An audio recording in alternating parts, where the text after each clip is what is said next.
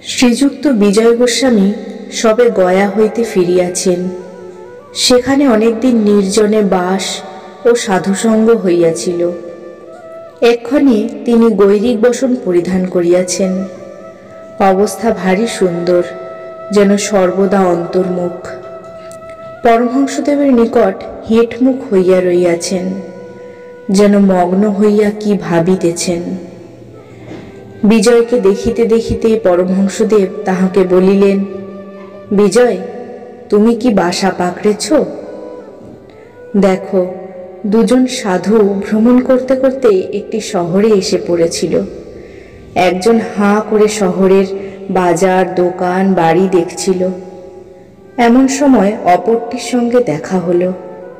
তখন সে সাধুটি বললে, তুমি হাঁ করে শহর দেখছো, তল্পিতল্পা কোথায়? প্রথম সাধুটি বললে, আমি আগে বাসা পাকড়ে তল্পিতল্পা রেখে ঘরে চাবি দিয়ে নিশ্চিন্ত হয়ে বেরিয়েছি। এখন শহরের রং দেখে বেড়াচ্ছি। তাই তোমায় জিজ্ঞাসা করছি, তুমি কি বাসা পাকড়েছ? ঠাকুর এবার মাস্টারের প্রতি বলছেন, দেখো, বিজয়ের এতদিন ফোয়ারা চাপা ছিল, এইবার খুলে গেছে। বিজয়ের প্রতি বলছেন, দেখো, শিবনাথের ভারী ঝঞ্ঝাট, খবরের কাগজ লিখতে হয়, আর অনেক কর্ম করতে হয়। বিষয়কর্ম করলেই অশান্তি হয়, অনেক ভাবনা চিন্তা জোটে। শ্রীমদ্ ভাগবতে আছে যে অবধূত 24 গুরুর মধ্যে চিলকে একটি গুরু করেছিলেন। এক জায়গায় ছেলেরা মাছ ধরছিল, একটি চিল এসে একটা মাছ ছু মেরে নিয়ে গেল। কিন্তু মাছ দেখে পিছনে পিছনে প্রায় 1000 কাক চিলকে তাড়া করে গেল, আর সঙ্গে সঙ্গে কা কা করে বড় গোলমাল করতে লাগলো। মাছ নিয়ে চিল যেদিকে যায়, কাকগুলো তাড়া করে সেই দিকে যেতে লাগলো। দক্ষিণ দিকে চিলটা গেল, কাকগুলোও সেই দিকে গেল। আবার উত্তর দিকে যখন সে গেল, ওরাও সেদিকে গেল। এই রূপে পূর্ব দিকে পশ্চিম দিকে চিল ঘুরতে লাগলো। শেষে ব্যতিব্যস্ত হয়ে ঘুরতে ঘুরতে মাছটা তার কাছ থেকে পড়ে গেল। তখন কাকগুলো চিলকে ছেড়ে মাছের দিকে গেল। চিল তখন নিশ্চিন্ত হয়ে একটা গাছের ডালের উপরে গিয়ে বসলো। বসে ভাবতে লাগলো, ওই মাছটা যত গোল করছিল, এখন মাছ কাছে নাই, আমি নিশ্চিন্ত হলুম। অবধূত চিলের কাছে এই শিক্ষা করলেন যে যতক্ষণ সঙ্গে মাছ থাকে, অর্থাৎ বাসনা থাকে, ততক্ষণ কর্ম থাকে, আর কর্মের দরুন ভাবনা, চিন্তা, অশান্তি। বাসনা ত্যাগ হলেই কর্মক্ষয় হয় আর শান্তি হয়। তবে নিষ্কাম কর্ম ভালো, তাতে অশান্তি হয় না। কিন্তু নিষ্কাম কর্ম করা বড় কঠিন। মনে করছি নিষ্কাম কর্ম করছি, কিন্তু কোথা থেকে কামনা এসে পড়ে, জানতে দেয় না।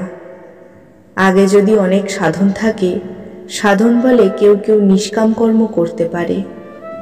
ঈশ্বর দর্শনের পর নিষ্কাম কর্ম অনায়াসে করা যায়। ঈশ্বর দর্শনের পর প্রায় কর্মত্যাগ হয়। দু একজন, যেমন নারদাদি, লোকশিক্ষার জন্য কর্ম করে। অবধূতের আর একটি গুরু ছিল, মৌমাছি। মৌমাছি অনেক কষ্টে অনেক দিন ধরে মধু সঞ্চয় করে, কিন্তু সে মধু নিজের ভোগ হয় না। আর একজন এসে চাক ভেঙে নিয়ে যায়। মৌমাছির কাছে অবধূত এই শিখলেন যে সঞ্চয় করতে নাই। সাধুরা ঈশ্বরের উপর 16 আনা নির্ভর করবে, তাদের সঞ্চয় করতে নাই। এটি সংসারীর পক্ষে নয়। সংসারীর সংসার প্রতিপালন করতে হয়, তাই সঞ্চয়ের দরকার হয়।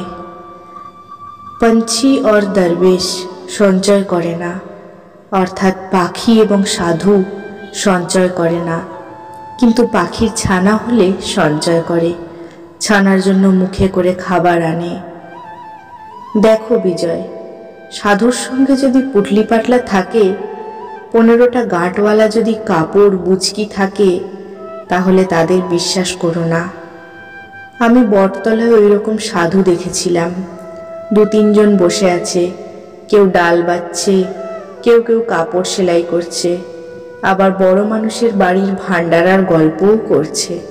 बोलছে, अरे ओ बाबू ने लाखों रुपया खर्च किया, साधु लोग को बहुत खिलाया, पूरी जिलेबी पेड़ा बर्फी मालपुआ बहुत चीज तैयार किया।